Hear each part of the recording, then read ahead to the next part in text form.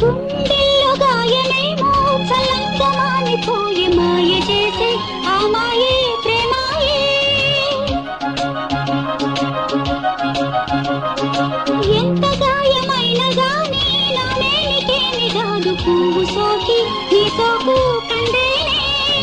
వెలికి రాని వెర్రి ప్రేమ కన్నీటి ధారలోన కరుగుతున్నది. నాదు శోకమోపలేక నీ గుండె బాధపడితే తాళనన్నది.